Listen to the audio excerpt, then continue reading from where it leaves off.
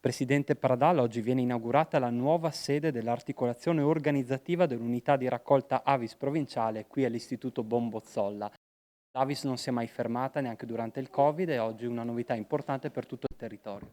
Direi proprio di sì, è un giorno veramente felice, una bella cosa quello che inauguriamo oggi. Penso che il quartier de Piave meritasse una sede così funzionale e così bella, devo dire.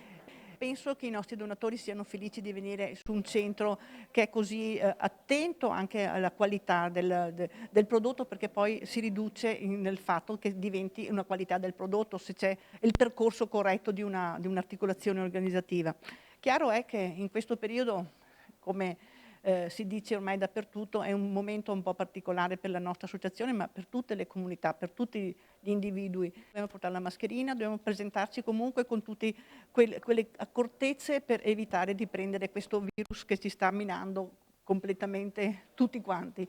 In questo momento particolare io mi sento di fare anche un appello a tutti quanti i donatori di andare a donare, ovviamente cercando sempre di portare la mascherina, che non finirò mai di dirlo.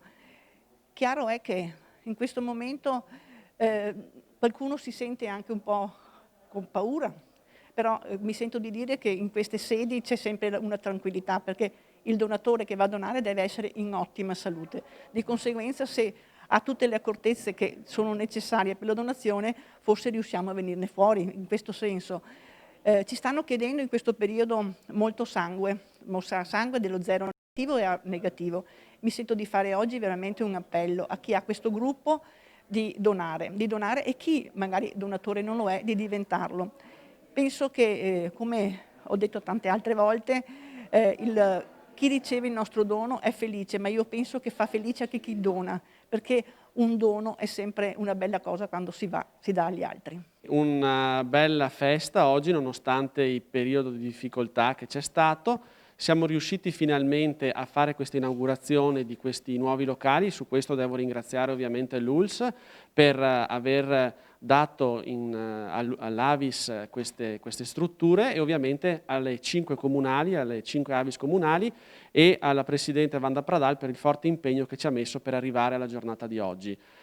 Questo è un punto strategico. Qui ci sono davvero tanti donatori che vengono, sono circa 1100, quindi è un punto d'orgoglio anche per le nostre comunità, ma come è stato detto prima non si finisce mai di chiedere più donazioni e di chiedere ai giovani che si facciano avanti e che diano un po' del loro sangue a chi sta decisamente peggio di loro. Quindi l'invito che faccio anch'io è quello di donare, donate, rendetevi disponibili. In più abbiamo questi bei locali nuovi, per cui davvero sono molto contento che Soligo torni ad essere il punto centrale per le donazioni.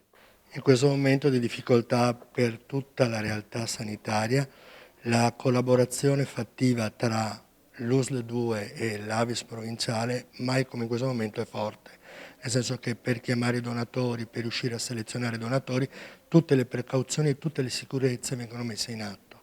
Quello che ho dichiarato prima è che anche in questo momento stiamo partendo con la selezione di pazienti che diverranno donatori che hanno avuto il Covid-19, con una selezione accurata, fa riferimento al decreto ministeriale del 2015. Partiamo da questa settimana, ne abbiamo già interrotta una raccolta secondo la disposizione della Regione al 30 luglio del 2020. Ora ripartiamo perché la criticità, i ricoveri e i malati cominciano via via ad aumentare.